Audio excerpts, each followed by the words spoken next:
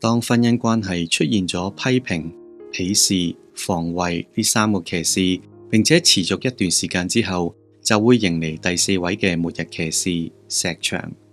石牆係指其中一方或者雙方都拒絕溝通，唔再回應對方，選擇抽離，亦都唔會嘗試去解決問題，就好似築起一道好高好高嘅圍牆，不論你點樣拍打、大叫，圍牆入邊嘅人都唔會有任何嘅回應。石牆一開始出現嘅時候，多數係因為溝通陷入困境，揾唔到出路，不知所措，同時承受極大嘅壓力同埋負面情緒，所以就會選擇逃避，希望可以避免衝突升溫。內心嘅諗法係：我已經努力過，嘗試過，但係對方都係冇乜改變，亦都冇可能得我一個喺度變啦。咁不如我唔好再努力啦，我放棄掙扎，反正講咩都冇用，不如慳翻啲口水好過啦。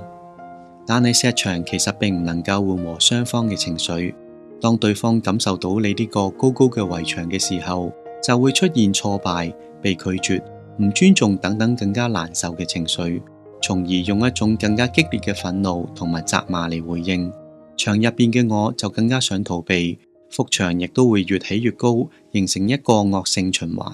而石牆亦都必然會帶嚟誤解，因為拒絕溝通，雙方都唔會知道對方真正嘅諗法同埋感受，就會去猜測對方嘅動機。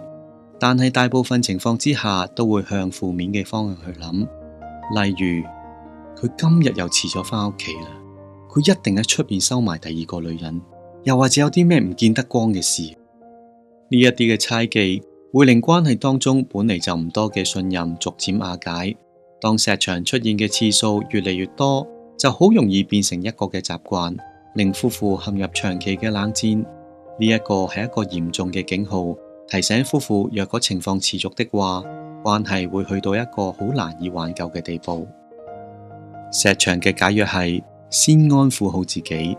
當衝突去到一個程度，係大家嘅情緒都十分激動，甚至開始失控嘅時候，就要明白再拗落去都只係不斷嘅互相傷害。咁倒不如讓大家都冷靜落嚟，揾個空間，例如房啊、廁所咁，獨處最少20分鐘，等雙方嘅情緒都平復落嚟，先至再心平氣和咁去討論。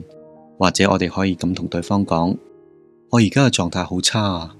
不如我哋都暫停一下，等大家都有個空間去透下氣。我哋20分鐘先至再返嚟討論啦。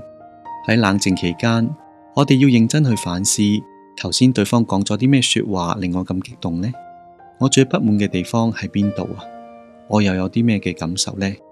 然後喺返去討論嘅時候，坦誠咁講出自己嘅感受同埋需要，並且同對方一齊去檢討，下次大家可以點樣再做得好啲呢？講完呢末日四騎士，希望都帶俾大家有提醒。如果喺婚姻關係中出現呢4種唔健康嘅溝通方式，就要正面面對，及早發現，並且用合適嘅解藥嚟解救，以維繫健康嘅婚姻關係。賽馬會再思婚姻伴孩成長計劃嘅宗旨係支援掙扎緊係咪離婚嘅夫婦，希望可以俾夫婦重新檢視婚姻，減少怨恨，作審慎嘅離合抉擇，從而減低對夫婦同孩子嘅傷害。詳情可以瀏覽我哋嘅 Facebook、YouTube、Instagram 或者打27827560了解更多啊！鍾意我哋呢條片，記得 Like、Share 同埋訂閱我哋嘅頻道。我哋下條片再見。